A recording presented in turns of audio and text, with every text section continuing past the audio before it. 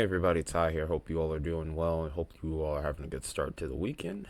Uh, Obviously, as you can see, we're looking at the National Hurricane Center, and based off this, thinking we're good. We just dealt with Melissa. Melissa is actually still out and about right now as a post-tropical hurricane or post-tropical cyclone, but it should be clearing out and pretty much dissolving completely at this point soon. So nothing really to worry about there, or nothing immediately to be worried about there. But remember, hurricane season ends on November 30th. This is currently November 1st at the time we're making this video, so we always have to be watchful. I feel like we can start to let our guard down depending on how things go. This very well could be the last tropical outlook for the US this year. I don't really think that we're going to deal with any sort of impacts over the US as of right now. But if you look on the Climate Prediction Center's website here, you do see an area that's very familiar to us, unfortunately, showing a very small, but still, albeit a chance of tropical cyclone formation probability popping up over towards a very familiar area, which is over towards the Caribbean Sea here. And we'll be keeping an eye on that over the course of the next couple weeks, seeing if anything major develops out of that. A big part of why that is because of the MJO, the Madden-Julian oscillation here. We're still in a positive phase over here, despite the fact that we're getting towards the end of the season. And with that, combined with the La Nina phase, Enzo, that always creates opportunities for development, even though they are still pretty slight. And as we go throughout the month of November, we still have a pretty consistent trend with this, all the way up to the very end.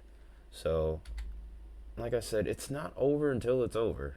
So, we're hoping we don't get anything, but we have to be ready for anything, if you know what I'm saying. Now, one thing that is working in our favor, however, is the wind shear. If we take a look at the wind shear overall here, all the models are in pretty good agreement with this, so I'm not going to do the GFS and Euro ensemble comparison as of right now. But we see a good bit of wind shear hanging around the Gulf here, and this is pretty much going to end up protecting the U.S. It's really over here towards the southern half of the Caribbean is where we have the wind shear that's light enough to where we could sustain some development. But from the flow that I have seen, most of this is going to either push it towards Central America or keep it away from the Caribbean island nations here. So at this point, I'm not too concerned about much of anything. Everything looks like it's going to stay relatively pinched off in the short range. As we go further and further along, we start to see the wind shear actually begin to increase to go along with this. And this actually will only further solidify that we won't see anything developing in the long range. So there are some assuring signs that we won't see another big storm like a Melissa or anything like that, God forbid.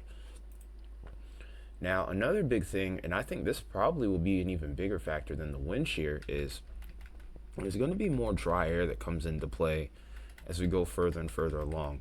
Now, obviously, the longer in the range we look into a forecast, the less merit there is to be had in it. But even so, a lot of dry air over towards the Gulf and the Caribbean is going to help kind of keep things hampered down as well as that wind shear. So even if you get something to form, it might not be all that powerful. And then the other thing is, it looks like we're going to probably end up seeing it pushing off to the west and pretty much staying off of anything in the Atlantic as of right now. Now, again, as I mentioned before, things can easily change, so don't put a whole lot of merit into this forecast, but some positive signs nonetheless here. Hopefully we'll allow people in Jamaica in particular to have some put their minds at ease and also have some time to recover here. I know that storm was a beast, especially if you're on the west side of the island. So that's actually the remnants of Melissa right there.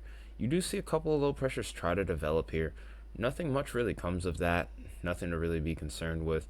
And there's that westward component of motion that I was talking about with any lows that do try to form here.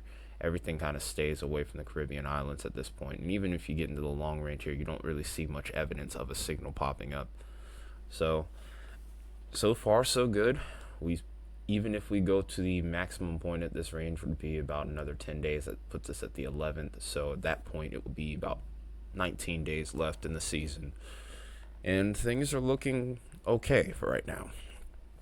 So obviously, just want to make sure that we touch base and make sure we cover this. We don't want to forget about this. I probably won't make another video unless something more magnanimous kind of pops up here. So we'll be putting our focus more towards winter weather, maybe some severe weather depending on what's going on in the lower 48. And if anyone's interested, maybe even pay a little attention towards the Northwest Atlantic, because the season gets pretty active over there as well. So if you're kind of curious about international weather, definitely let me know in the comments and I might put up a video or two. But that being said, I appreciate you all being here. This was a quick one for you guys, and I'll have another one up for you tomorrow. We'll probably do a short talking about some the records that were broken this year, and maybe getting a little bit more in depth. So if you're into the nerdy stuff, I hope you're looking forward to that. Till then, everyone, take care and have a wonderful rest of your Saturday.